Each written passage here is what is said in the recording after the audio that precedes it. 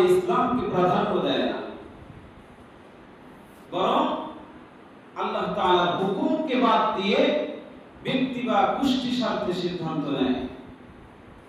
কোরআনে কারিমে আল্লাহ রাব্বুল আলামিন জানাচ্ছেন, ওয়াত্তাখাযু আহবারহুম ওয়া রুহবানাহুম আরবাবান মিন দুনিল্লাহ।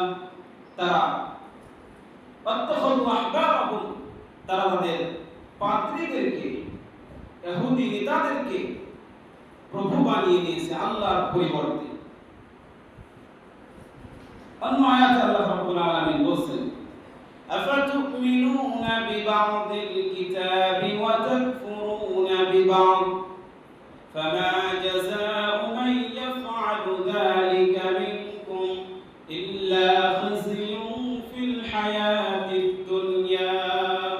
আল্লাহ রাব্বুল আলামিন বলেন, তোমরা কি কিতাবের কিছু অংশকে বিশ্বাস করো আর কিছু অংশকে অস্বীকার করো?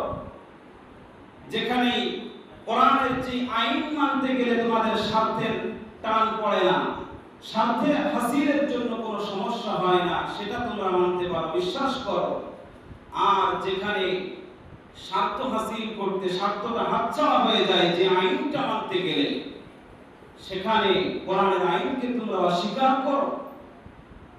শুনে রাখো, যারা এমনটি করবে, فما جزاء من يفعل ذلك منكم إلا خزي في الحياة الدنيا।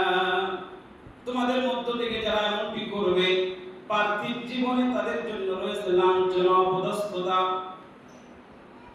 ويوم القيامة يردون إلى أشد العذاب وما الله بغافل عما تعملون।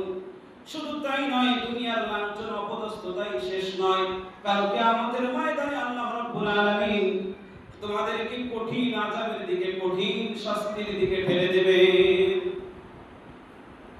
যারা আল্লাহ তাআলার হুকুমকে বাদ দিয়ে স্বার্থান্বেষী নেতাদের অনুসরণে লিপ্ত হয়ে যাবে, তাদের সম্পর্কে আল্লাহ রাব্বুল আলামিন অন্য জায়গায় সূরা নিসা 115 নম্বর আয়াতে বলেন, ومن يشاقق الرسول من بعد ما تبين له الهدى ويتبع غير سبيل المؤمنين نوله ما تولى ونصله جهنم وساءت مصيرا। আল্লাহ রাব্বুল আলামিন বলেন, যারা আল্লাহর রাসূলের বিরোধিতা করে, তাদের সামনে সত্যের বাণী, কোরআনের বাণী স্পষ্ট হয়ে যাওয়ার পরেও, কোরআনের বাণী তাদের সামনে স্পষ্ট হয়ে যাওয়ার পরেও যারা আল্লাহর রাসূলের বিরোধিতায় লিপ্ত হয়, আল্লাহ রাব্বুল আলামিন বলেন, নুয়া ওয়ায়াত্তাবি'u গায়রা সাবিলিল মুমিনিন, এবং মুমিনদের পথ ছাড়া অন্যদের পথ তারা অনুসরণ করে। আল্লাহ রাব্বুল আলামিন বলেন, নুয়াল্লিহি মা তাওয়াল্লা, যে পথ তারা অনুসরণ করেছে সেই পথেই আমি তাদেরকে ছেড়ে দেব, তাদের নিজ অবস্থার উপরে বহাল রাখব। দুনিয়ার জীবনটা শেষ হওয়ার পরে কিয়ামতের ময়দানে যখন সে উঠবে, তখন আমি অনুসলিহি জাহান্নাম, জাহান্নামে প্রবেশ করাবো। আর তার ঠিকানা কতই না নিকৃষ্ট।